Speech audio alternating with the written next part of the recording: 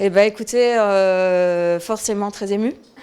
Pour moi, pour mes équipes, pour tous mes partenaires, les fournisseurs, les clients, la commune, les amis, la famille, etc. Forcément, c'est une belle reconnaissance.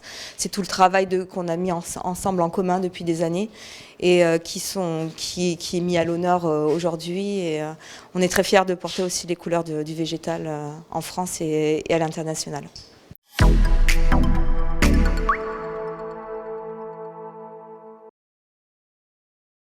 Donc on a appris la nouvelle jeudi soir par l'intermédiaire d'Europe 1 qui est venu en faire une courte séance sur une recette cuisine. Et à la fin de la séance, le journaliste m'a dit écoutez, j'ai ma production qui vous appelle pour quelque chose. Donc je réponds. On me dit on va vous passer quelqu'un. Et là en fait c'est Gwendal Polenec, le directeur du guide Michelin qui m'appelle en direct pour me dire que j'ai une étoile.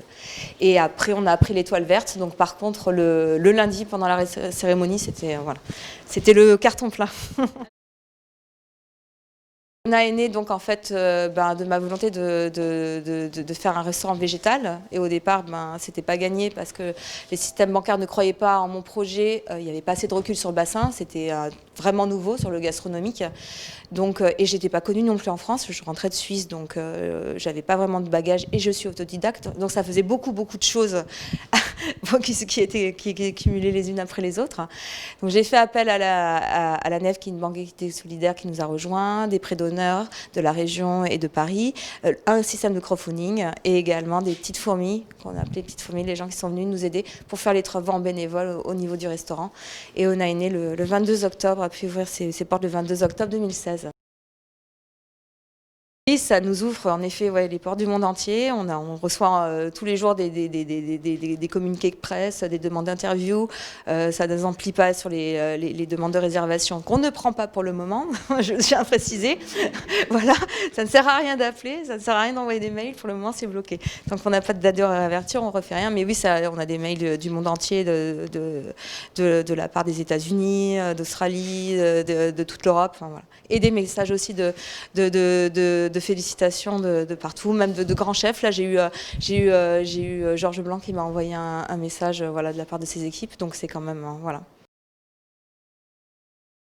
Alors les projets, réouvrir, ça serait super si on pouvait réouvrir, continuer à développer ce qu'on fait depuis le début. Et on a un projet livre aussi qui sera, vous verrez, qui sera paru. Pour l'instant, je ne peux pas en dire plus, mais normalement c'est pour cette année, donc on vous invitera à ce moment-là à trouver les liens en conséquence. Très heureux pour elle, pour son établissement et au-delà pour le rayonnement pour la ville d'Arès, je dirais également pour l'ensemble des professionnels de la restauration qui sont aujourd'hui touchés, et vous êtes touchés en premier lieu, et restaurateurs, bars, cafés.